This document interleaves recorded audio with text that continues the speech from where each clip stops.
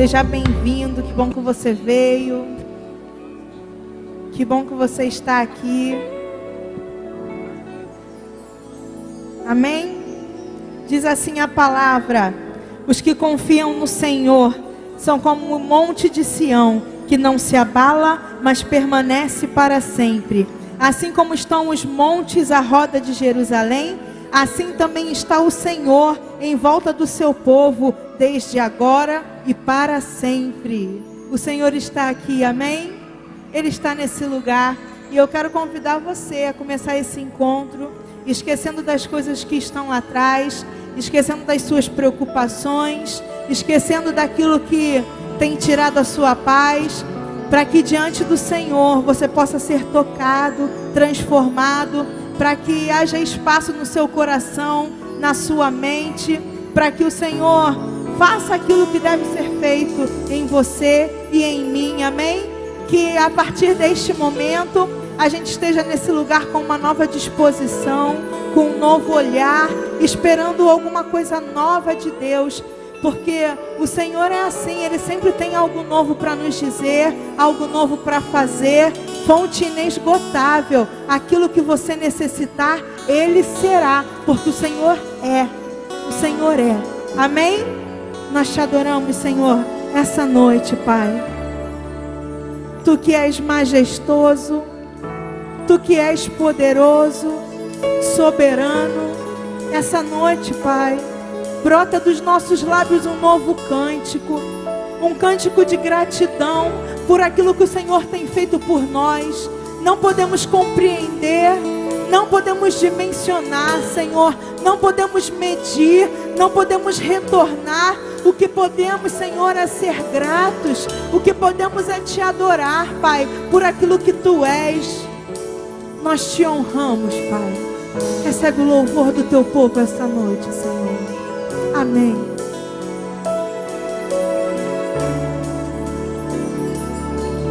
Tu reinas no trono do céu, a criação se prostra aos Teus pés. Tu reinas vestido de glória, os anjos te adoram aos Teus pés. Para sempre governará,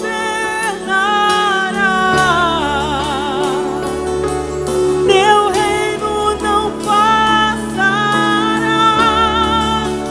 Ó Santo Deus, fico maravilhado. Tu és muito mais do que eu possa expressar. Ó Santo Deus, quebra o vaso de alabastro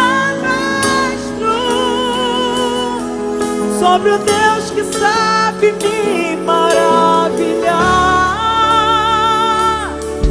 Tu és totalmente amável, tesouro desejável,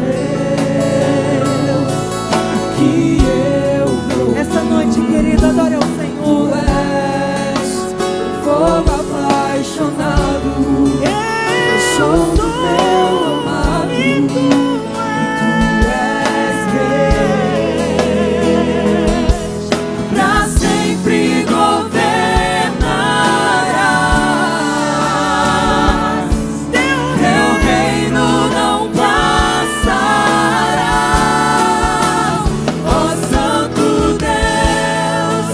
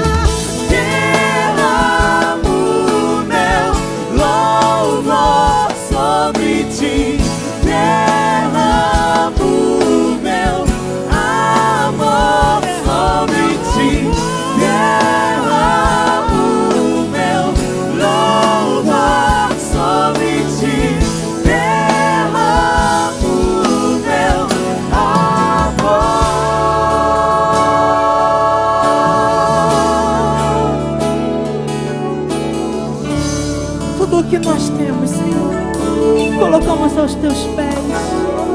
Tudo que nós temos, Senhor, colocamos diante de Ti, porque sabemos que o Senhor é aquele que potencializa o melhor que há em nós, e é o Senhor também que transforma aquilo que não é bom em nós.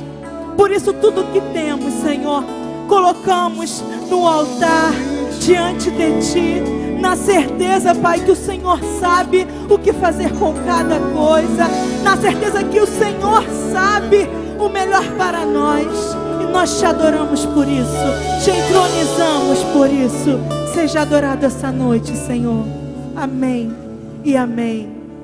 Louvado seja o Senhor, que nos chamou, que nos escolheu e tem nos preparado para coisas grandiosas. Amém? O Senhor é bom, querido. Disse Jesus: bem-aventurado o puro de coração, porque esse verá a Deus. Amém?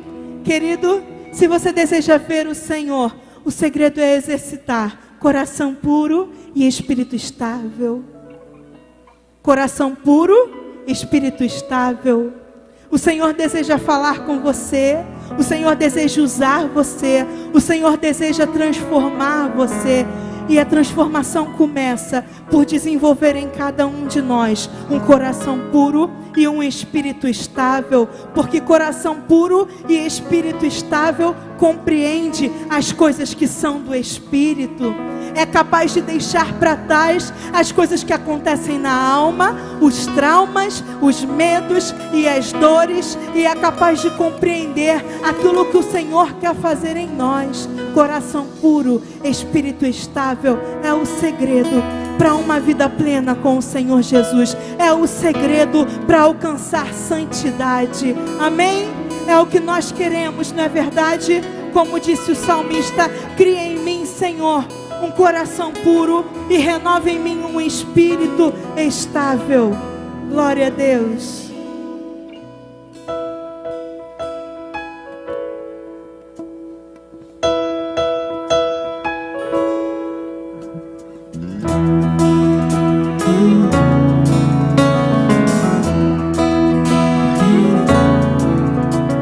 Levanto a minha voz, não posso me calar. Preciso do Teu poder. Dependo desse amor, sem Ti não sei viver. Ressuscita-me. Quero de novo Te sentir, queimando como a primeira vez. Cheio do Espírito, Te adorar. Me limpa, restaura, me aceita, Senhor. Cria em mim um coração que seja o Teu lugar.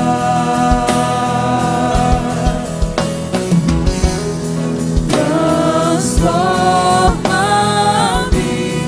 faça de mim um hino pro Teu louvor. Levanto minha voz, não posso me calar. Preciso do Teu poder. Dependo desse amor, sem Ti não sei viver. Ressuscita-me. Quero de novo Te sentir, queimando como a primeira vez. Cheio do Espírito, Te adorar. Me limpa, restaura, me aceita, Senhor. Cria em mim um coração que seja o Teu lugar.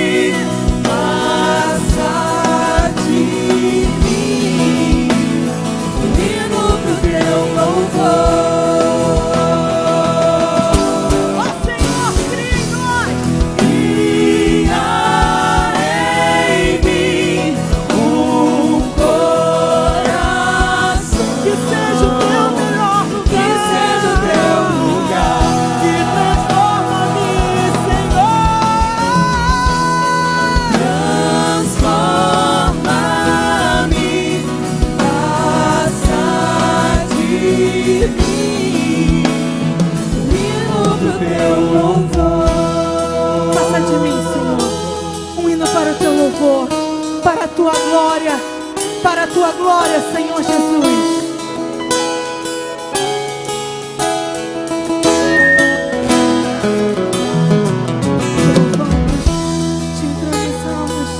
Te bendizemos, cria em nós, Senhor, um coração puro e renova em nós um espírito estável.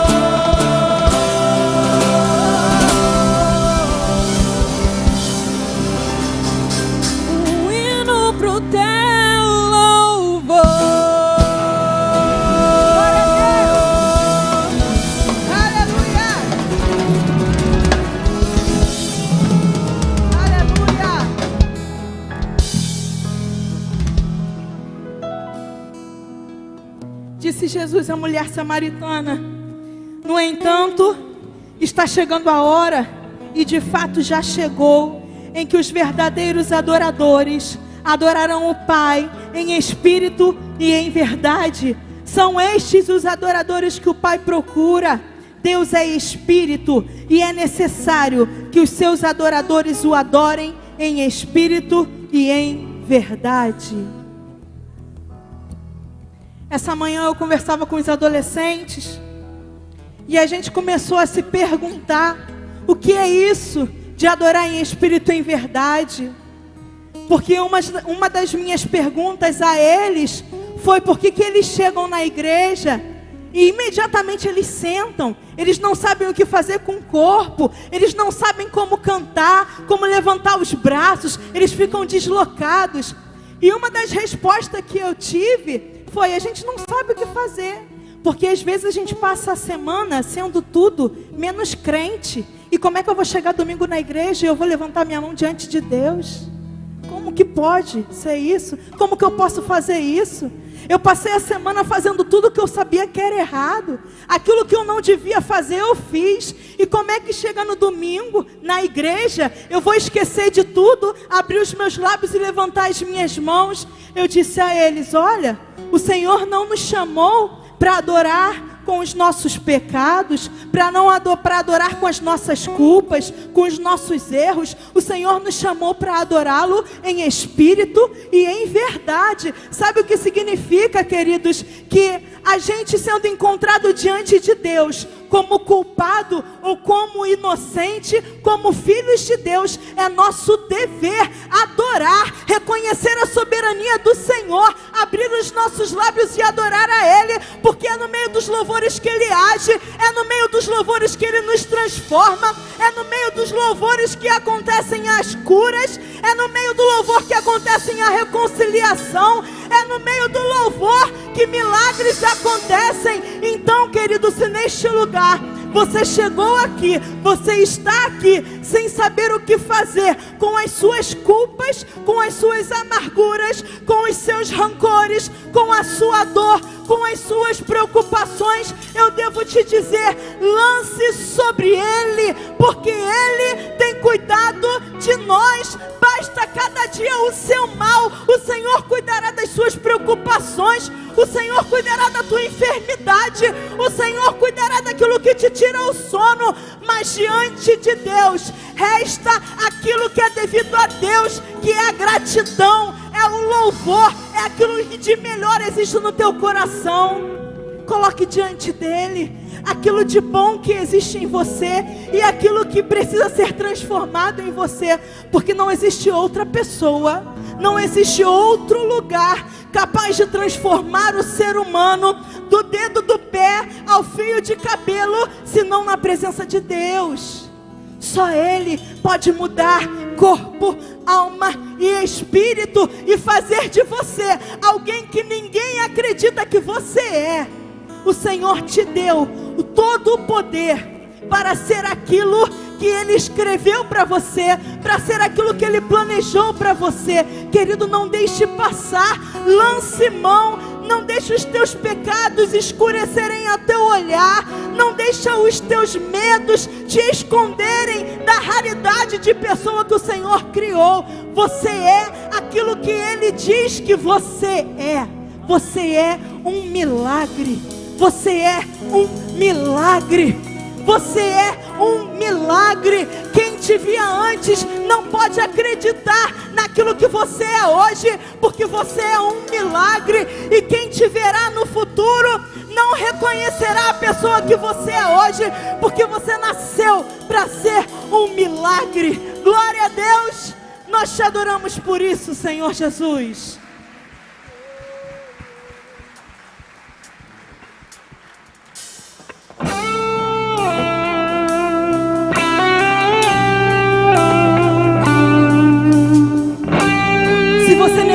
Demais essa noite, abra os teus lábios e fale com Ele, fale daquilo que você necessita.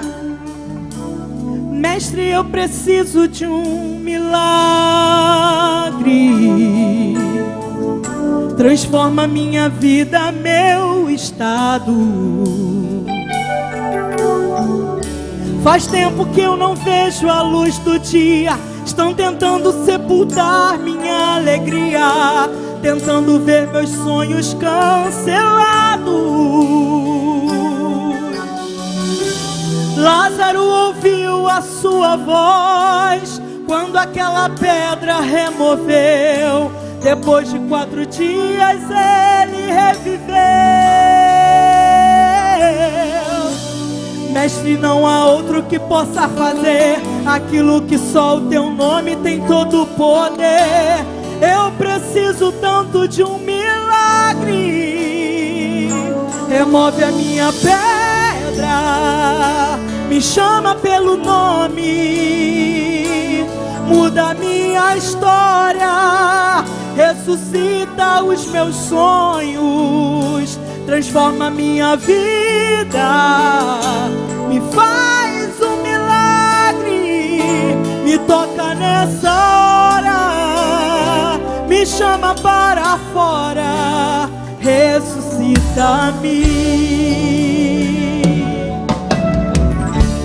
Mestre, eu preciso de um milagre. Se você precisa de novidade de vida, peça a Ele, porque está nele toda a possibilidade.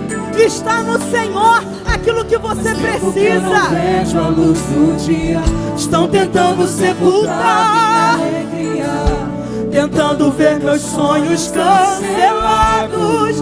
Ninguém pode acreditar, mas o Senhor, aquele que te fez sonhar, nele está aquilo que você precisa. Depois de 4 dias ele, aleluia.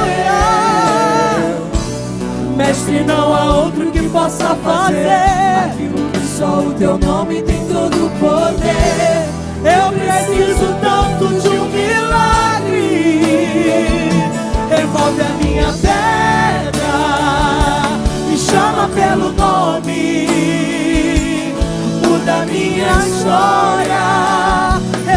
ressuscita os meus sonhos, transforma minha vida e faz um milagre. E toca nessa hora, me chama para fora, ressuscita-me. Tu és a própria vida, a força que há em mim. Tu és o Filho de Deus, que me ergues a vencer. Senhor de tudo em mim, já ouço a tua voz, me chamando pra viver uma história de poder. Remove a minha pedra, me chama pelo nome, muda a minha história, ressuscita os meus sonhos, transforma a minha vida, me faz um milagre, me toca nessa hora, me chama para fora, remove a minha pedra, me chama pelo nome, muda a minha história, ressuscita os meus sonhos, transforma a minha vida, faz um milagre, me toca nessa hora, me chama para fora, ressuscita-me.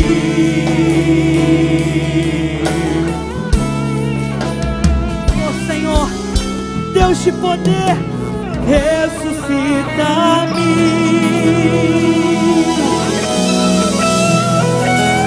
Louvado seja o nome do Senhor. Aleluia. Bem, gente, nós estamos transmitindo o culto hoje ao vivo para 53 países que estão ligados a nós pela internet. O culto dessa noite vai para a TV e estamos no canal YouTube. Igreja da Colheita é o nome do canal YouTube.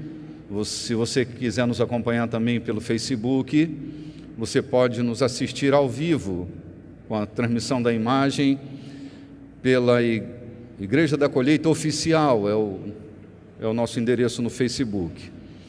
Mas você que está aqui, domingo passado, eu vou mudar um pouco de assunto hoje, mas eu não podia deixar de voltar àquilo que nós estávamos conversando no domingo próximo passado. Falávamos da vinda de Jesus. Eu disse que todo cristão que perde contato com a vinda do nosso Senhor se perde na vida, porque a vinda de nosso Senhor é a nossa grande e maior referência. Nós aguardamos a vinda de nosso Senhor. Essa é uma referência que nós temos. E eu dizia que quando o alvo, de alguma forma, por causa de algum motivo, a gente perde o alvo de vista, a gente precisa ter introjetado o alvo na nossa experiência. O alvo precisa estar dentro de nós, porque se o alvo está dentro de nós, ainda que os nossos olhos se fechem, ainda que as tempestades, as lutas, as tribulações, elas se levantem para impedir e bloquear a minha visão, por causa do alvo introjetado, eu não vou me perder do alvo, ele está dentro de mim. E eu me lembrei que Jesus contava para os seus discípulos, ele dizia assim: olha, muitos vão dizer, o reino de Deus está ali, outros dirão, está lá na frente está numa outra referência, mas o reino de Deus, aqui ó, concentração total aqui, ele está só tentando ajudar a melhorar o som, para cá. Disse Jesus, o reino de Deus...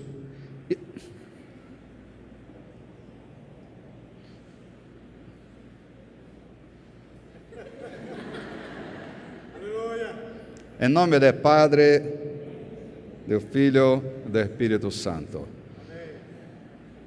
Não sei porque que a gente implica com rapaziada que faz assim, é tão legal, né? Bom. Disse Jesus: o reino de Deus está dentro de vós. Você nunca se perderá do reino quando o reino entra dentro de você. Você pode ter dificuldades na caminhada, você pode ter dificuldade na percepção, mas quando o reino é introjetado, ele está dentro de você. Ainda que as lutas sejam reais, você não vai se perder. E Deus teve o cuidado de colocar o reino dentro de nós. Deus colocou em nós referências tão firmes, tão claras, tão nítidas, que ainda que nós queiramos, nós não nos perderemos. Eu outro dia estava catalogando algumas coisas que Deus colocou dentro de nós. Por exemplo, Ele colocou sua graça dentro de nós. Ele colocou o seu Espírito dentro de nós. Ele colocou o seu reino dentro de nós. Ele colocou o caminho, está dentro de nós. De formas que nem o caminho, que podia ser uma referência geográfica, uma questão de eu me movimentar pela geografia, o que Deus fez foi colocar o caminho numa pessoa, chamada Jesus, e colocar Jesus dentro de nós. Então, o caminho está dentro de nós e nós não vamos nos perder, independente de qualquer tempestade que nós enfrentemos pelo meio do caminho. Amém, queridos? Você está seguro no Evangelho. O Evangelho não é um terreno movediço. O Evangelho é um terreno estável, perene. Não tem acidentes no Evangelho. E você foi inserido por Deus no Evangelho de nosso Senhor Jesus Cristo. Então, você está seguro, com referências claras e poderosas dentro de você. Nem você, nem aqueles que nasceram para ser dele. Seus filhos não se perderão. Isso parece uma contradição às vezes. Porque às vezes vivemos experiências que tentam negar o princípio e o fundamento da palavra na nossa vida. Mas tão certo como o ar que eu respiro, nenhum daqueles se perdeu da mão de Jesus. Ninguém tem o poder de arrebatá-los. Pode ser que por um tempo a gente se desoriente, se desorganize, mas o nosso fim será eternamente estar com aquele que nos chamou das trevas para a sua maravilhosa luz. Muito bem, eu quero começar hoje uma reflexão a partir desta mesa. São Paulo, escrevendo aos Coríntios, no capítulo 11 da primeira carta, se você tem uma Bíblia e deseja ler comigo, a partir do versículo 28,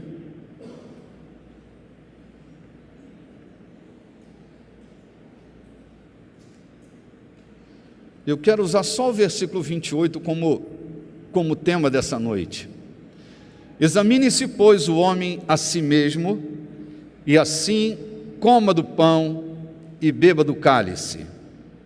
A orientação do apóstolo é que todo homem deve examinar-se a si mesmo e assim comer do pão e beber do cálice. A instrução do apóstolo não é que os homens se examinem e não coma, é que se examine e coma. Durante toda a minha vida, esse texto foi utilizado para amedrontar e domesticar a mesa que deve ser inclusiva. Então, muitas vezes, por causa de algum senão, alguma situação, ao aproximar da mesa, eu olhava para a mesa e não me achava digno. E aí a primeira coisa que eu fazia era não comer do pão e não beber do cálice. Eu quero dizer para você que a carne de nosso Senhor e o sangue de nosso Senhor são elementos indispensáveis para que você viva dele. Disse ele: quem de mim se alimenta, por mim viverá. Nós estamos diante de uma mesa extremamente relevante. Esta não é a mesa da igreja, essa é a mesa de nosso Senhor. A igreja não é a guardiã desta mesa. Esta mesa é a mesa da reconciliação, a mesa da inclusão, a mesa em que os homens se aproximam de Deus. Eu gosto de história e, lendo um pouco da história da igreja, logo no primeiro século, a igreja ela se escondia nas catacumbas e era perseguida pelo governo romano. E o governo romano levantou uma história baseada a história na provocação dos judeus que se indispunham contra o caminho. Eles diziam que os cristãos que se reuniam lá nas catacumbas de Roma, eles deveriam ser perseguidos e mortos, porque eles praticavam canibalismo nas suas cerimônias. Isso porque um dia Jesus disse: este é o meu corpo, comei dele. Este é o meu sangue, bebei dele. Quando disse Jesus: comei da minha carne, bebei do meu sangue, eles então se utilizaram desta fala de Jesus para acusar os cristãos de, em suas cerimônias, matarem crianças e assá-las. E eles comiam nas cerimônias as crianças assadas e bebiam o sangue dessas crianças. Para você ter a ideia da tensão gerada na mesa eucarística, os simbologistas interferiram na interpretação desta cerimônia e eles passaram a dizer que isto representa o corpo, a carne do Senhor, e isto representa o sangue do Senhor. E aí nós temos dois problemas graves: o canibalismo e a representação. Jesus nunca praticou canibalismo e nem criou representação, alegoria. O que Jesus fez foi chamar os seus discípulos para a transcendência da fé. Você não precisa comungar com um pedacinho de pão e com um golinho de vinho. Você pode crescer na fé e transcender nesta hora e acessar o corpo que está escondido pelo pão e beber o sangue oculto neste cálice.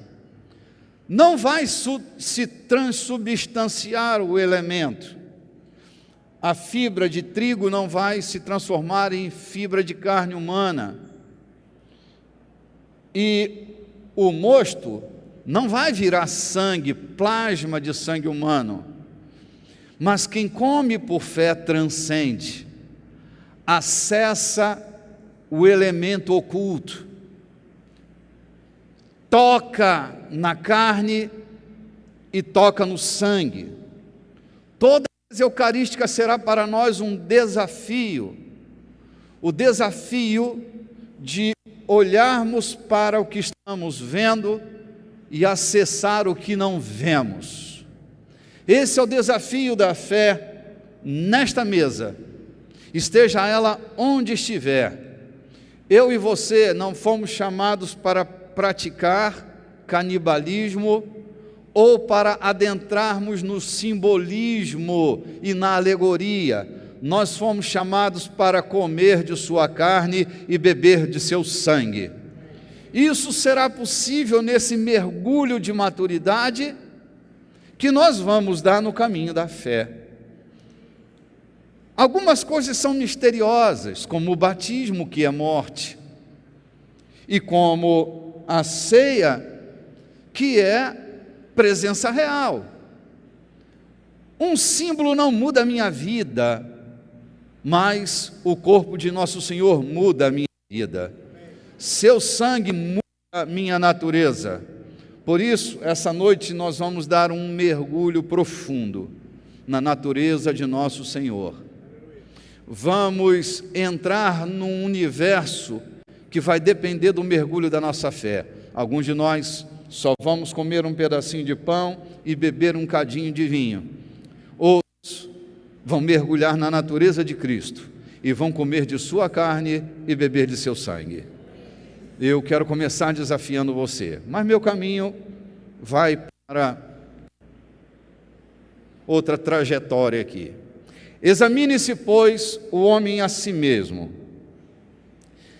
Esse texto ecoou dentro de mim essa tarde, desde a manhã, porque nesse texto nós somos desafiados a um autoexame, desafiados a uma reflexão.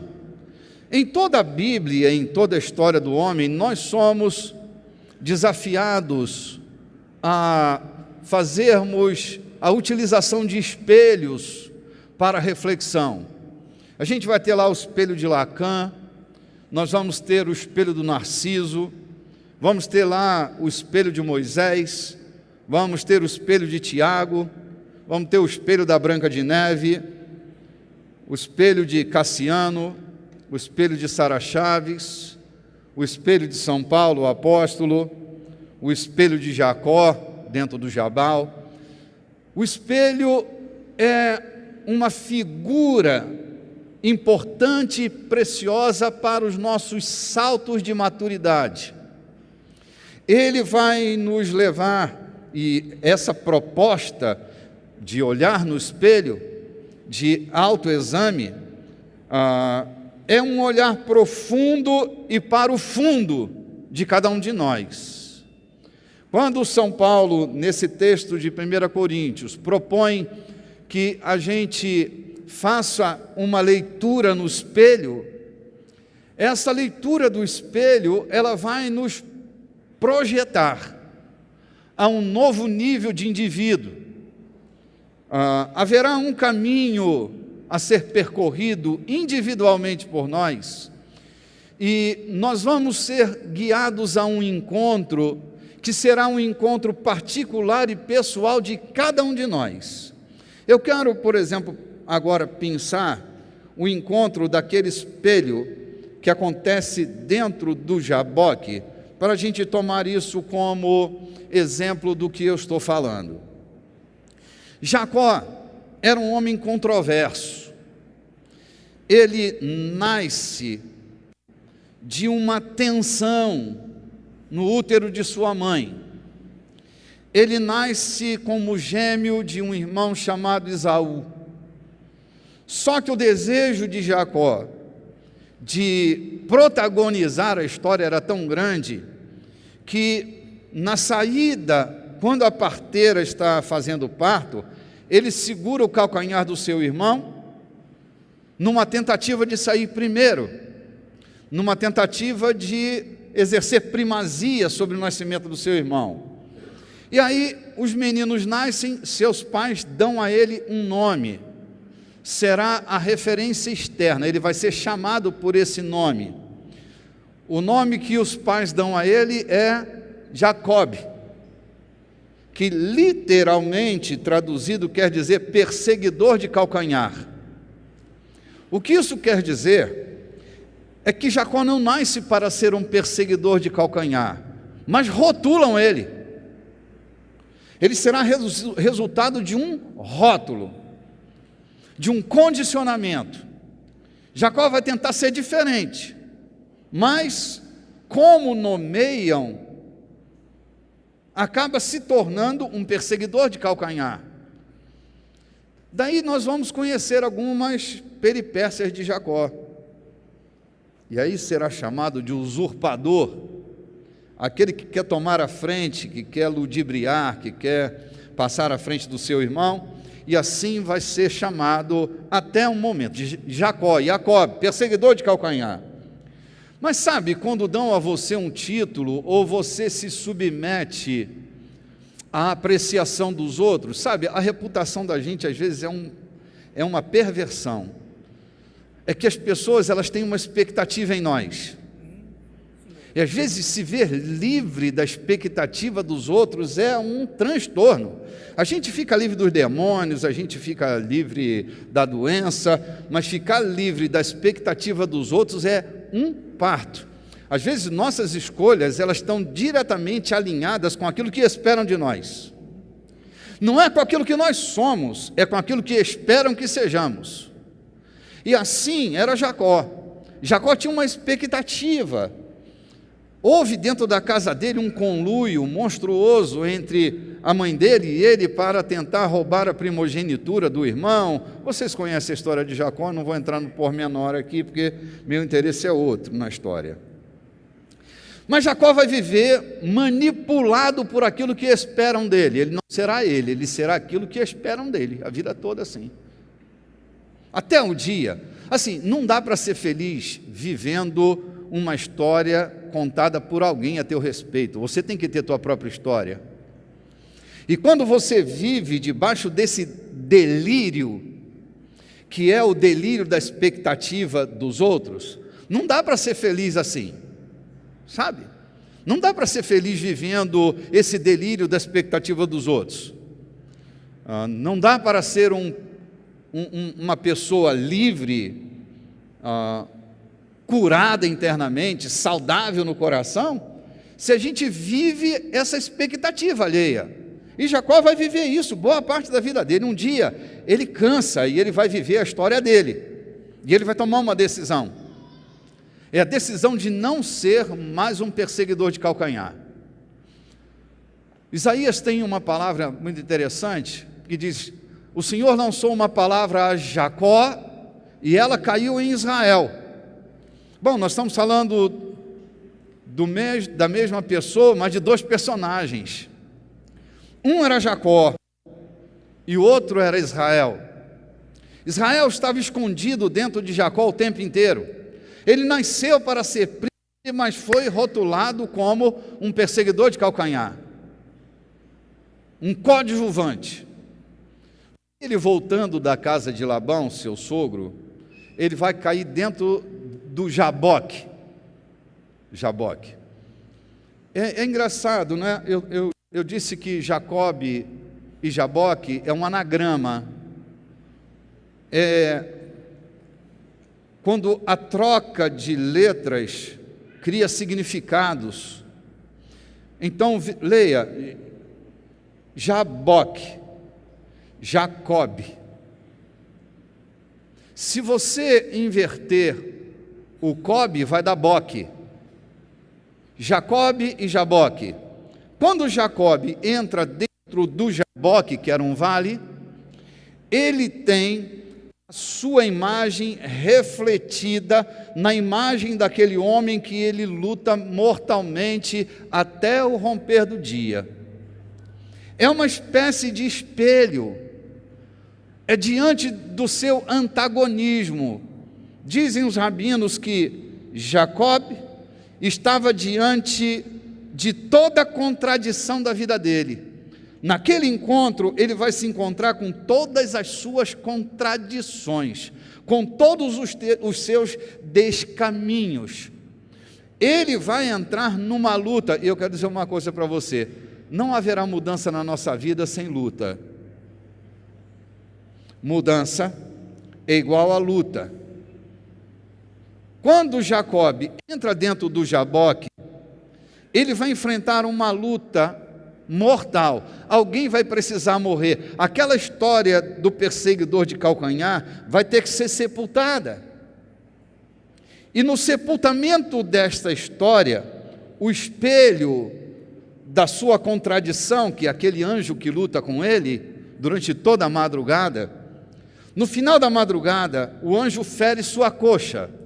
Ele vai sair marcado para o resto da vida dele. Mas o nome dele é mudado, a natureza dele é mudada, a vida dele é mudada. Você pode ter vivido a vida inteira uma vida torta, desregrada, desequilibrada, mas quando você se encontra com Deus, é possível que você saia mancando da coxa, mas a sua natureza é transformada. O Evangelho não é um tecido novo remendado num pano velho. Quando nós nos encontramos com Jesus, não é um pedaço de pano novo que vai tapar o buraco do homem velho. É que o Evangelho muda a natureza da gente, muda o pano todo, ele faz de nós um pano novo, transforma de fato a nossa vida. Esses espelhos, eles serão importantes e necessários na nossa vida. Como eu citei uma série de espelhos, eu pensei aqui o espelho de Jacó, lá dentro do Jabal, vivendo aquela relação com o anagrama, ele tem sua vida transformada. Mas todos nós, pelo menos uma vez na vida, vamos ter a necessidade de parar, olhar no espelho da verdade e encontrar os ambientes que precisam ser mudados, os ambientes que precisam ser transformados. Se não chegou, vai chegar a sua hora. E nessa hora é preciso ter coragem. É preciso ter coragem para dizer não para você mesmo. Esse caído que em nós habita, não é? Esse vilão que está em nós. Eu vou fazer alguns recortes nessa mensagem, porque eu espero que o sentido dela se dê no próximo domingo. Essa noite eu quero propor, na verdade, um salto para dentro da natureza de Cristo. Um salto sério e comprometido para dentro dessa natureza. Quero pedir que você abra a sua Bíblia mais uma vez, em Romanos capítulo 6, versículo 5. Já já eu vou começar a costurar e você vai encontrar o sentido do que eu estou falando, ok? Pode ter paciência que a gente chega lá. Romanos 6, versículo 5.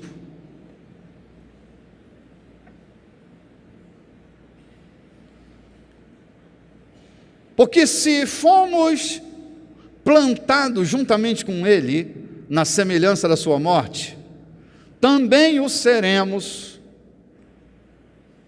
na semelhança da sua ressurreição. Versículo 6. Sabendo isto, que o nosso velho homem foi crucificado com ele, para que o corpo do pecado seja desfeito, a fim de que não sirvamos mais ao pecado, porque aquele que está morto, justificado está do pecado. Ora, se já morremos com Cristo, cremos que também com Ele viveremos. Ponto. O que Paulo está tratando nesse assunto é de uma experiência na vida de todo cristão. Todo cristão passará por essa experiência. Eu já tenho dito com tanta insistência, mas eu vou repetir: a experiência cristã não é fruto de um assentimento intelectual. A experiência cristã é resultado de uma relação experiencial do seu homem interior, do meu homem interior, com o Espírito de Deus. Ninguém nasce de novo se não tiver um encontro com o seu espírito, ou do seu espírito com o Espírito de Deus. E nesse encontro, alguém vai precisar morrer para que ele nasça na sua vida. Esse alguém que precisa morrer, precisa sucumbir, é alguém que está tão dentro de nós que nós às vezes não percebemos que ele está lá. Num desses recortes que eu quero fazer, eu quero me lembrar de uma mensagem que eu preguei, acho que ela está na internet ainda, chamada "Ama o teu ruim como a ti mesmo". Essa fala ela é baseada num dos pilares da ética do humanismo do Ocidente, que é a frase de Deuteronômio repetida por Jesus: "Ama o teu próximo como a ti mesmo".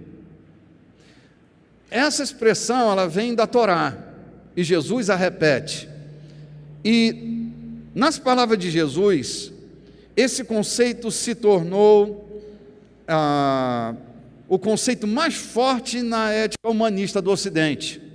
É a nossa melhor referência na nossa relação com o próximo. Ela parece que organiza a ética dos relacionamentos. Ama o teu próximo como a ti mesmo.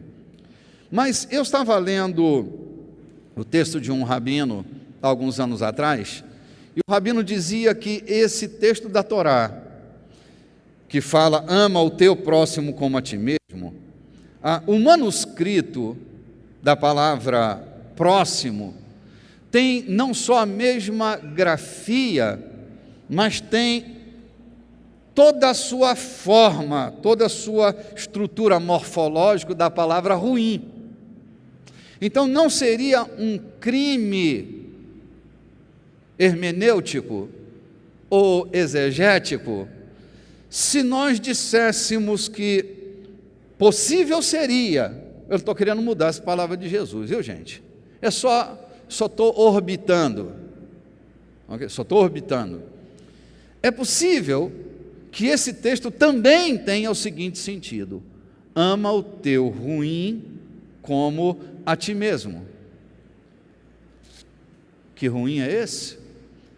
O vilão que habita em nós. Esse texto faz a gente entender que a gente é bonzinho o tempo todo, que há uma parte de nós que nós não gostamos de reconhecer, queremos exorcizá-lo, mas somos chamados pelo Evangelho a endorcizar essa experiência, a encontrar esse ruim que habita em mim, que habita em você, e tratá-lo responsavelmente. Amá-lo não é manter relações e ter relações orgásmicas com o meu ruim. Amá-lo significa identificá-lo, respeitá-lo e tratar convenientemente dele.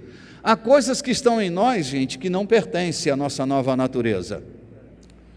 Estão habitando em nós porque faz parte do Adão caído, desta natureza caída que nós herdamos. E que se a gente não tiver a consciência de que ele está ali, nós vamos tentar sermos bonzinhos. Diz o rabino Newton Bonder que o mais cruel de todos os homens é o bonzinho. Eu não sei se você já lidou com bonzinho. Toda vez que eu lido com um, eu me sinto oprimido, porque ele me faz sentir o pior de todos os homens, o bonzinho. É uma espiritualidade fantasística. Ele sente-o, e os réis mortais que se submetam ao bonzinho que ele é. Está todo mundo errado, só ele está certo.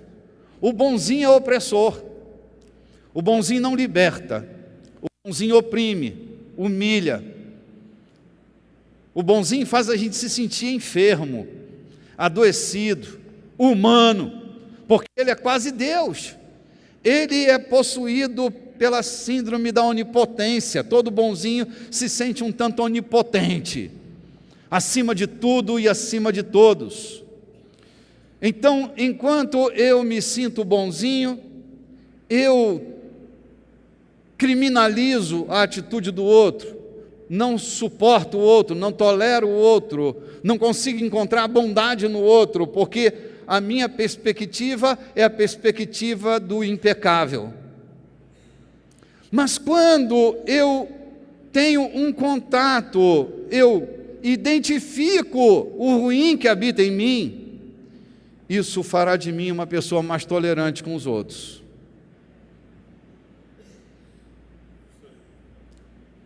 Essa é a proposta do Evangelho, essa é a proposta de São Paulo quando diz: examine-se, pois, o homem a si mesmo.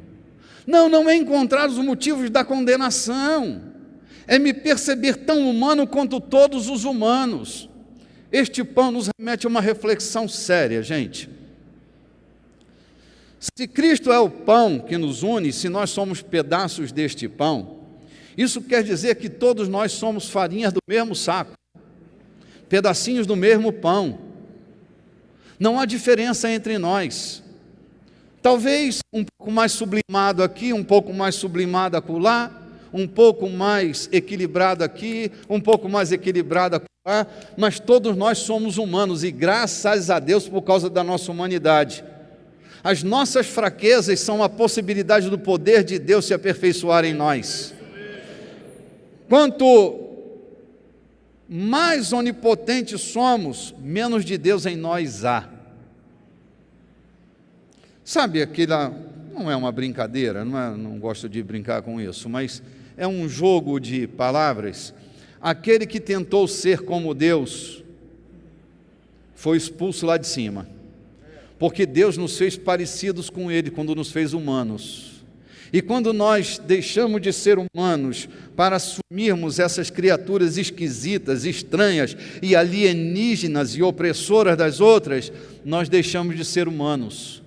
E aí, ao invés de nós nos parecermos com Deus, sabe, a espiritualidade de um homem está ligada à sua humanidade. Você não vai conseguir ser espiritual se não for humano. A nossa espiritualidade está vinculada às nossas fragilidades. Quanto mais intensa será a nossa fragilidade, mais a possibilidade de nós nos tornarmos aperfeiçoados em Deus por causa do poder dele que opera na nossa vida. Então não tenha medo da sua humanidade, não tenha medo dos seus limites, agora precisa respeitá-los, porque numa hora dessa, esse vilão que em você habita pode destruir sua vida. Por isso, eu e você somos desafiados a uma morte diária. Alguém precisa dizer não para esse vilão que em nós habita.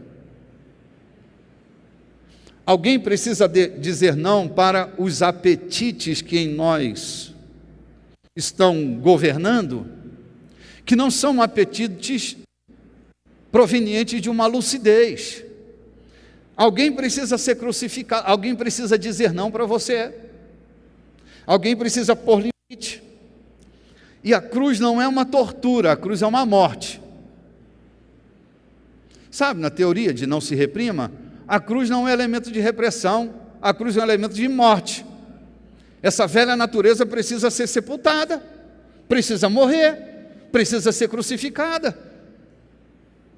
A cruz não é uma ferramenta de morte de bandido mexicano. Sabe como é? Bandido mexicano, já viu um filme de Bang Bang? Quando o mexicano vai morrendo? Eu estava contando quantas vezes aquele bandido morreu. O cara deu um tiro nele, ele caiu lá de cima, no telhado do sobrado, rolou, caiu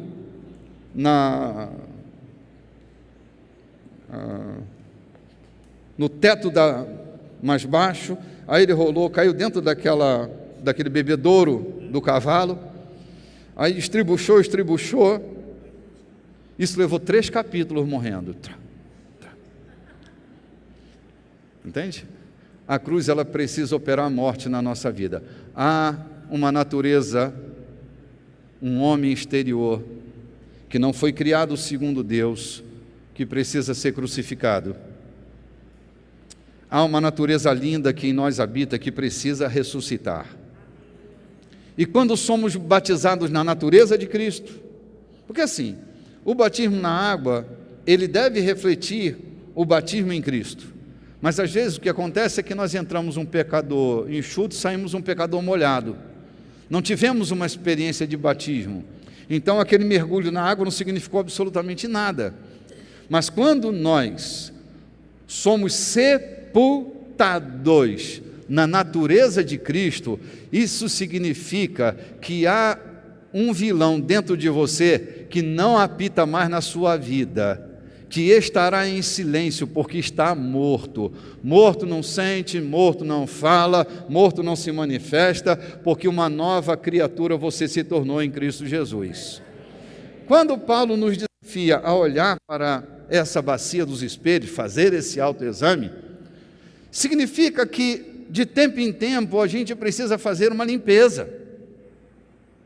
De tempo em tempo a gente precisa tentar perceber em quem nós estamos nos tornando.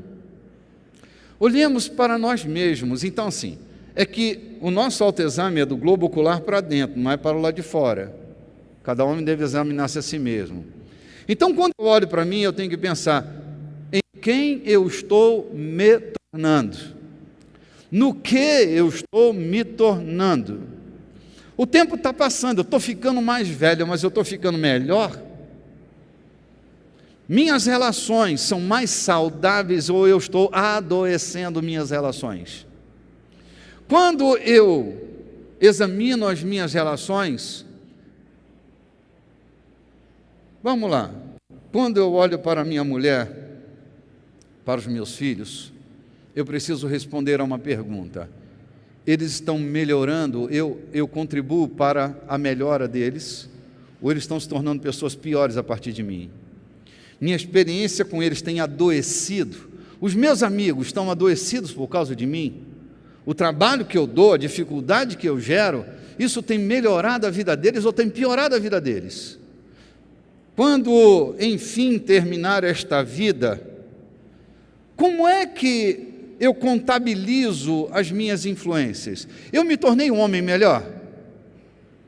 Então, cada um de per si precisa responder isso.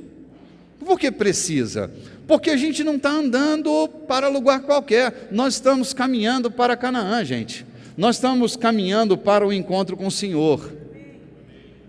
Então não deve ser o medo que deve guiar nossas mudanças, mas a necessidade de se tornar uma pessoa melhor. Se eu necessito me tornar uma pessoa melhor, eu tenho que me autoexaminar. Eu tenho que ter honestidade nesse autoexame. O estilo de vida que eu vivo complica todo mundo ao meu redor? A maneira com que eu vivo oprime as minhas relações? Ou eles são libertos? Quando eu chego à festa ou à luto, a minha presença é uma tristeza dentro da minha casa ou é uma celebração? Eu trago alegria ou eu trago profunda tristeza para dentro das minhas relações? Quem sou eu? Em que eu estou me tornando? As pessoas passam por mim, são muitas as que passam. Umas ficam mais tempo, outras menos tempo, mas elas vão passando. Mas quando elas saem, elas se tornaram pessoas melhores ou piores a partir de mim? Em que eu contribuí? Porque vida cristã tem a ver com isso, entende? Sabe, todas as pessoas que passaram pela vida de Jesus se tornaram pessoas melhores. Inclusive eu, também, inclusive eu. Todas as pessoas que passaram pela vida de Jesus tiveram suas vidas assim, tiveram um up na vida. Quando as pessoas passam por nós, elas são promovidas ou elas são demitidas? O que acontece comigo? Esse autoexame não tem a intenção de nos punir, mas de nos libertar. Lendo as palavras de Paulo, diz que onde há o Espírito do Senhor, aí há liberdade. O que isso significa? Durante boa parte da minha vida eu li esse texto, e esse texto justificava os cultos anárquicos por onde eu passava. Era uma barulheira, uma loucura, ninguém entendia nada, era uma gritaria. Aí dizia, onde o Espírito do Senhor, aí há liberdade. Mas não é disso que Paulo está tratando. Paulo está tratando de que onde está o Espírito do Senhor, você não precisa se esconder, não precisa colocar véu, não precisa se mascarar, você pode ser você, e a presença do Senhor faz você ser uma pessoa livre, sem necessidade de se esconder. Quero pegar um outro texto com você, mais um recortezinho. Está começando a ganhar algum sentido o que eu estou falando? Pelo menos para meia dúzia, né? Tudo bem.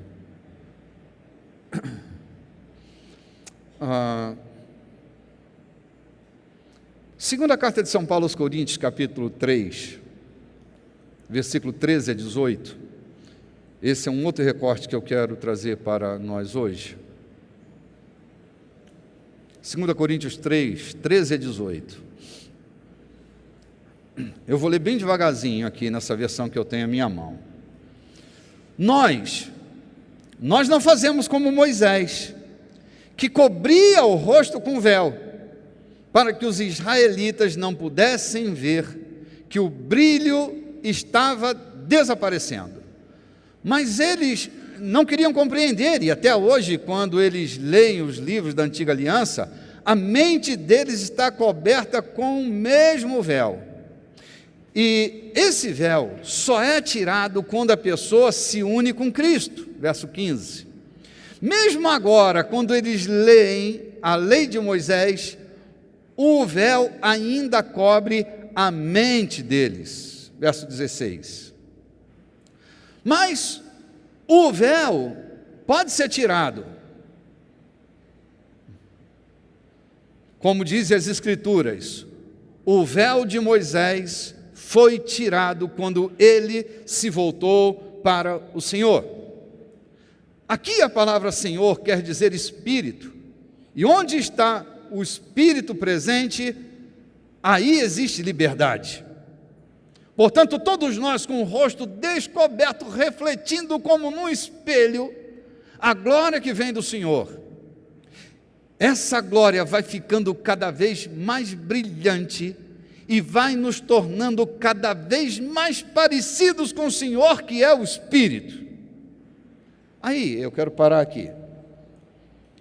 Eu estava lendo esse texto hoje à tarde, e mais uma vez eu refleti sobre por que é que Moisés usou o véu. Você se lembra? Moisés vem daquela experiência dantesca.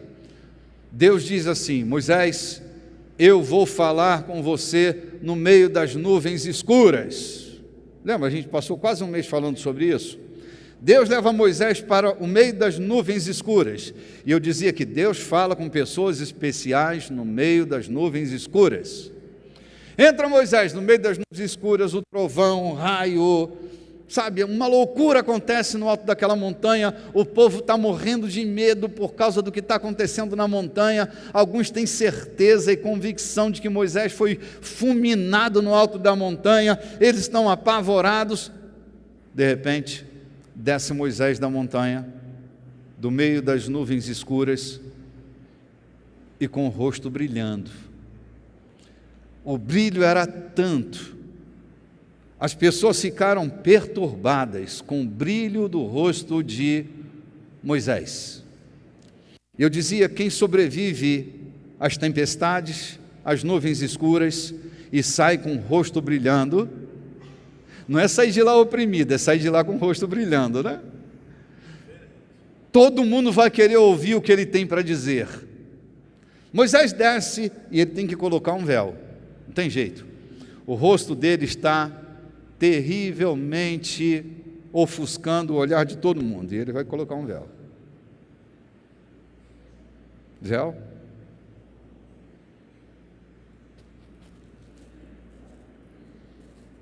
Eu não quero você passando mal com o brilho que emana de mim. Ele está andando, saindo da nuvem, com um véu no rosto. E durante muito tempo era assim que Moisés estava andando.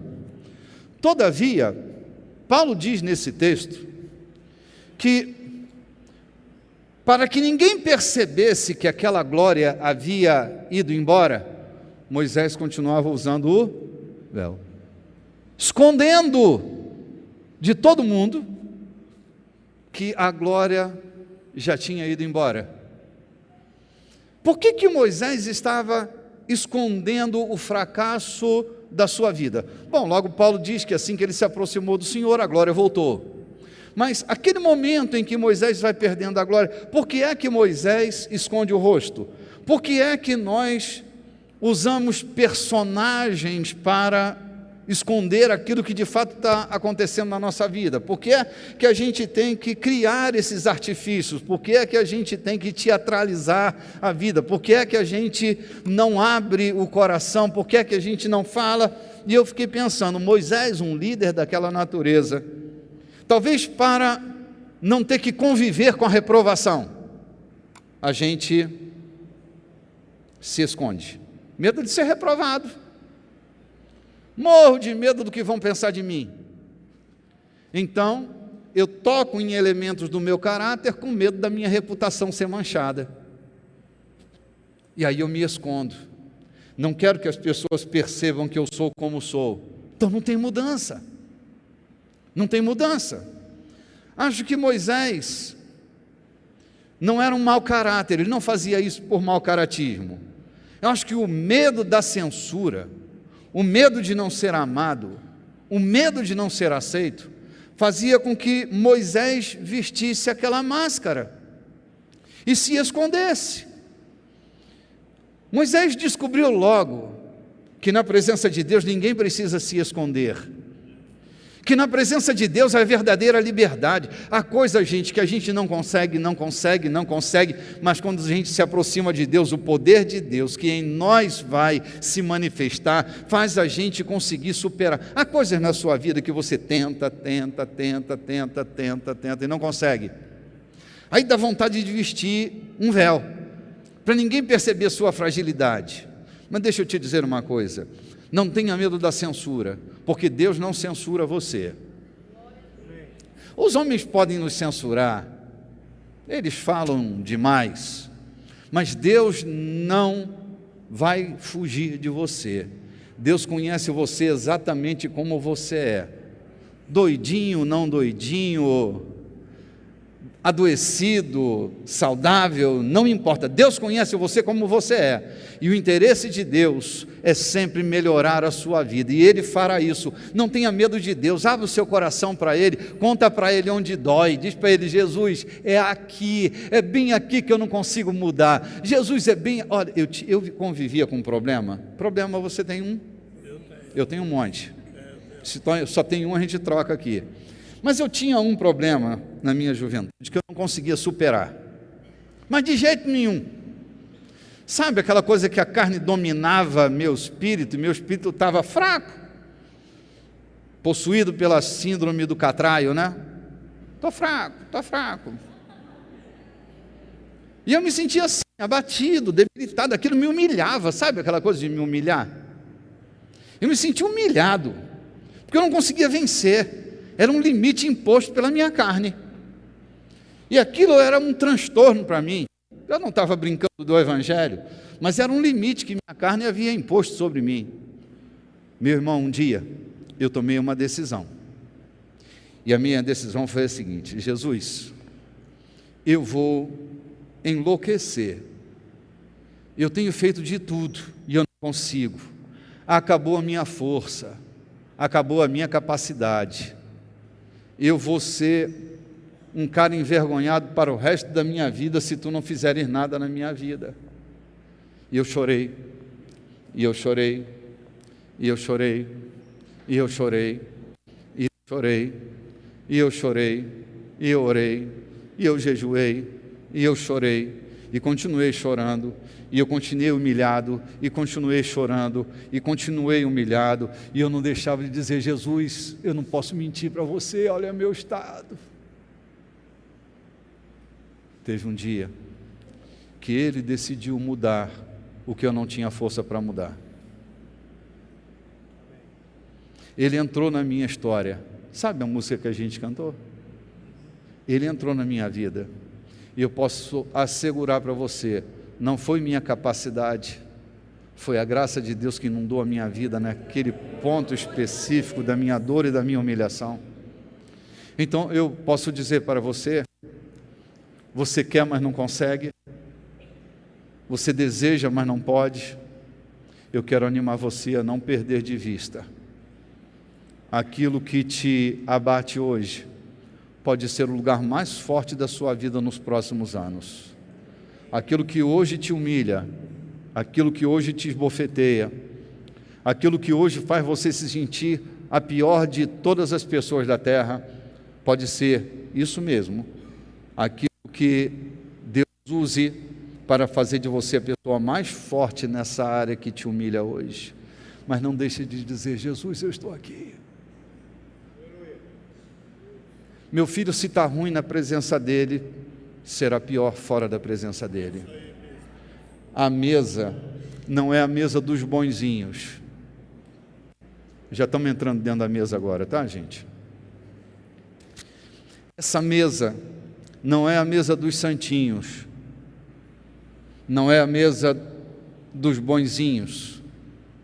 Esta mesa é a mesa de todo aquele que diz: Jesus, eu estou aqui. Eu preciso comer da tua carne, eu preciso beber do teu sangue. Jesus, tu conheces o meu coração e eu quero ser mergulhado essa noite, porque uma experiência com este pão e uma experiência com este cálice pode mudar radicalmente a sua vida. Deixa eu te explicar uma coisa. Há um monte de gente que não é simples. Há um monte de gente que complica tudo. Se você perguntar aos meus 2 netos mais velhos, a Sara e o Benjamin, a Clara, se você perguntar: Clara, o que é isso aqui? Ela vai dizer para você: é o corpo de Jesus. Se eu for perguntar para um crente cascudo, ele vai tentar teologizar isso aqui. Vai criar complexidades, vai tentar encontrar argumentos sofisticados para tentar me provar que este não é o corpo do nosso Senhor. Mas sabe, gente, eu acho que é por isso que Jesus disse: se nós não nos tornarmos como crianças, não tem acesso ao reino. É na simplicidade. Então eu quero dar um alô para os simples. Se essa noite, no meio de toda a loucura que você vive hoje, ou não loucura, no meio da sua vida, se essa noite você decide dar um salto e entrar com todo o teu coração, questão de fé, né, gente? Questão de fé. Se essa noite você colocar o seu coração, se você olhar e conseguir enxergar aquilo que não aparece aqui e aqui, essa noite você pode estar diante do seu maior milagre, diante da sua maior chance, porque comer de sua carne e beber de seu sangue gera em nós vida eterna. Quem comer da minha carne e beber do meu sangue tem a vida eterna, e eu ressuscitarei no último dia. Então, se você faz parte desses que vão ressuscitar no último dia, mas essa noite você precisa que a natureza de Cristo invada seu coração, coma da presença real e beba da presença real. Quero animar você a quebrar todos os tabus e gerar intimidade com Deus essa noite na simplicidade da sua fé, mas um mergulho, não se aferrar a esse ruim que tenta dominar você. Essa noite ele vai ser sepultado nesse mergulho que você vai dar na natureza de Cristo. Essa será uma mesa transformadora, uma mesa que vai te incluir. Se os homens te excluem por causa de sua censura, se os homens te excluem por causa dos seus argumentos filosóficos, teológicos, Jesus sempre te acolherá. E se essa noite é a noite em que você diz: eu quando cantava aquela canção, eu entendi, essa é minha noite.